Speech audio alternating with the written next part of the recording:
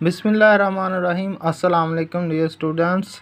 Dear students, now we are going to solve the exercise of Unit 1, which is work and energy. So the first question is multiple choice question.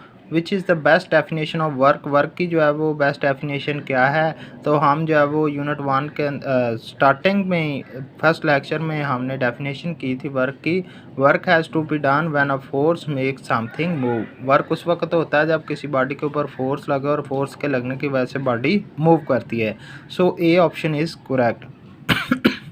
What is the unit of energy. Energy का unit क्या है। Energy को किस चीज़ में हम major करते हैं। जिस तरह से टाइम सेकंड में मेजर किया जाता है, लेंथ को मीटर में मेजर करते हैं, तो इसी तरह एनर्जी को मेजर करने के लिए जो है वो जूल यूनिट यूज़ किया जाता है। ऐसा unit of energy is joule. ये टॉपिक हमने पढ़ा था, उसमें हमने देखा था। तो हमारे पास जो आईपैड होता है वो इलेक्ट्रिकल एनर्जी को किस एनर्जी में कन्वर्ट करता है। जिस तरह से हमने देखा था कि जो हमारे पास हेयर ड्रायर है वो इलेक्ट्रिकल एनर्जी को थर्मल एनर्जी में कन्वर्ट करता है। इसी तरह से हमने कार का इंजन देखा था, वो किस किस एनर्जी की फॉर्म में कन्वर्ट होता है। इस तरह से आईपैड की बात कर रहा है। आईपैड जो है इलेक्ट्रिकल एनर्जी को किस एनर्जी में कन्वर्ट करता है। So the first option is correct. जो आईपैड होता है इलेक्ट्रिकल एनर्जी को लाइट एनर्जी में, लाइट भी प्रोड्यूस हो रही होती है, साथ ही साथ जो है वो आपकी थर्मल एनर्जी प्रोड्यूस होती है and kinetic energy. So A option is correct. What is the gravitational field strength G on earth. Earth के ऊपर ग्रेविटेशनल फील्ड स्ट्रेंथ जो है वो कितनी होती है। जब हमने ग्रेविटेशनल फील्ड का टॉपिक पढ़ा था तो हमने देखा था कि जो ग्रेविटेशनल एक्सेलरेशन जी जो है उसकी वैल्यू कितनी होती है, 10 न्यूटन पर किलोग्राम। तो आप पीछे वाले टॉपिक को जो है वो रिवाइज करेंगे, यूनिट में देखें तो आप इजीली इनको सॉल्व कर सकते हैं। The kinetic energy of an object depends on. Kinetic energy किस चीज़ पे डिपेंड करती है, तो हमने इसका फार्मूला देखा था। काइनेटिक एनर्जी जो होती है वो किसके इक्वल होती है, half mv²। Kinetic energy depend on two things, mass and speed. तो यहाँ पर देखें कि मैस के ऊपर, स्पीड के ऊपर, mass and speed, none of the above, mass and speed. तो ये आपके एमसीक्यूज हो गए। उसके बाद नेक्स्ट क्वेश्चन है बच्चों, true and false. The amount of work done depends only on the size of force. जो आपका वर्क डन होता है, कहता है सिर्फ साइज ऑफ फोर्स के ऊपर डिपेंड करता है। नहीं बच्चों, जो आपका वर्क डन होता है वो फोर्स इनटू डिस्प्लेसमेंट।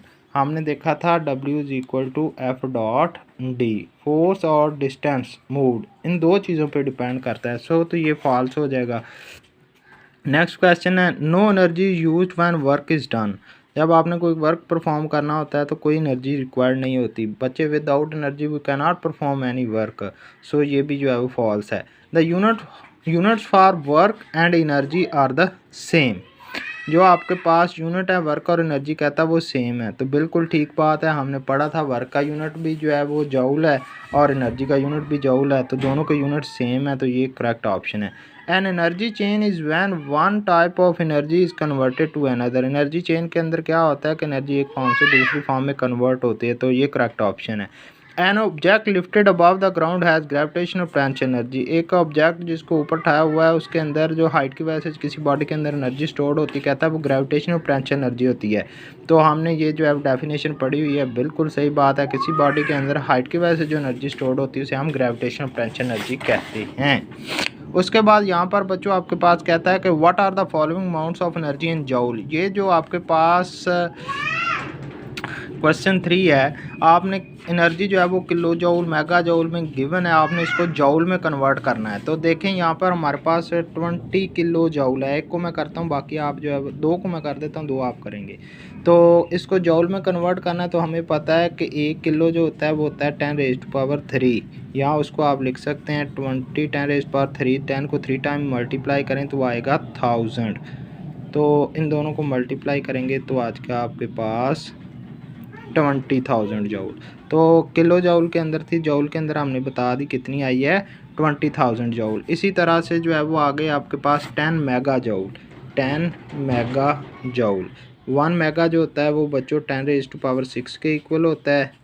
10⁻6 का मतलब है कि 10 को 6 टाइम मल्टीप्लाई करें तो ये आपके पास इतना आ जाएगा। जब आप इनको मल्टीप्लाई करेंगे तो ये आपके पास आंसर आ जाए इतने जूल एनर्जी।